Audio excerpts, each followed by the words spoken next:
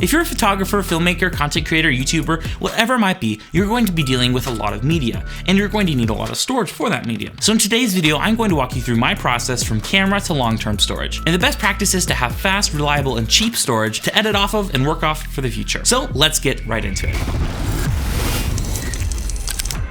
Now let's start off with a camera or audio recorder, whatever you're going to be taking your media on. For this case, whatever card you normally use. So maybe it's SD card, CFast card, micro SD, whatever it is, that's what you're going to want to use. Now from that, you want to separate it by projects. And what I personally do, because MacBook storage is so expensive, is I have an external drive that I can edit off of. And this is great because I can keep 1 or 2 projects on here. Now, this is a Samsung T7. They recently came off the T9 as well. And personally, I like this one because it's 2 terabytes.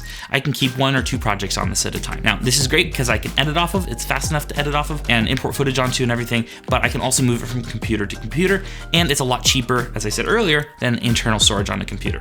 Now, if you want to and can afford to buy multiple terabytes of internal storage on your computer, that's awesome as well, and you don't have to deal with this, but personally, this is great because you can move files around and, it's an external drive. But this is not a long-term storage solution. If you're a photographer, you might say, well, 2 terabytes is a lot and that will last me a while.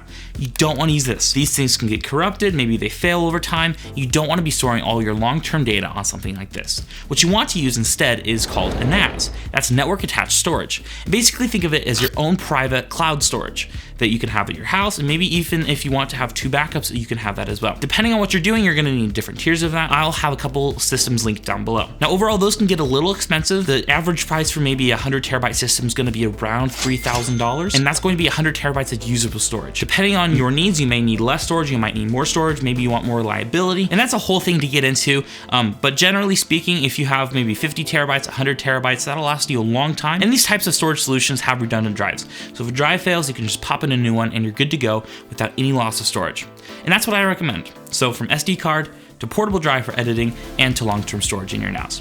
Now, if you edit at home and you don't need portability, you can actually edit off of a NAS and you can skip the whole process of an external drive. So just from card to NAS. And NASs are so fast, even much faster than SSDs, that you can do that. Basically, think of a NAS as your own personal, fast, high-capacity storage at your house. But if you want to go somewhere else, you would have to do that through the internet, and that's not quite as fast as an external drive like this one. Now, if we're looking at super long-term storage, maybe tape drive or maybe non-accessible cloud storage, those things are awesome, but they can get extremely expensive with smaller amounts of files. So for example, if you only need to back up 10 terabytes for a super long time, tape is probably not the way to go. Neither is cloud. You should probably just stick with your NAS. But if you're needing to back up petabytes of data, well, those can become better options, especially tape. But that's a whole thing to get into, and there's a lot more that I don't know about those formats. Anyway, let's move on to file management, at least for the short term of things. What I normally do is I have a couple main folders in my storage drive like this one, or in a NAS, that are just my main projects. So for example, this channel has its own folder versus maybe a production for a certain client has its own folder and stuff like that. So generally I like to separate things between what I'm doing with them. Is it client work? Is it channel? Is it some other thing? So that's how I separate things. Now inside of those things, I like to sort by date first of all, and this is a backwards type of date. It's day, month, year. Whoa, wait. It's not day, month, year. Oh, by the way, I'm the editor here.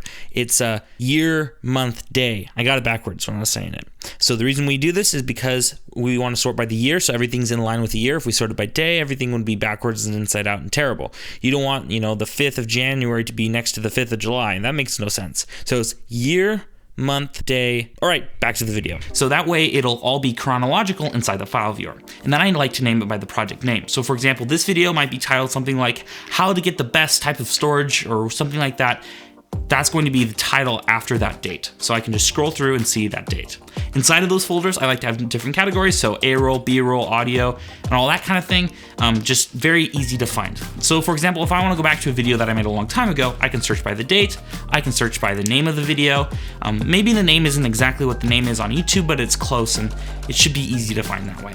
Now, if you aren't using an NAS and you don't have one single spot to source things, it can get a little messy.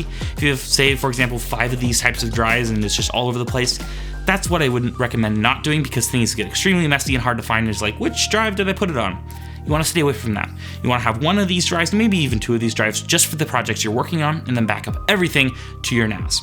So that's the way to go. Now, as far as music storage goes, I used to keep everything in a massive pool so I could just find it, but more recently I found that it's better just to download from Artlist. Now, Artlist is a sponsor of the channel and they have some of the best music out there.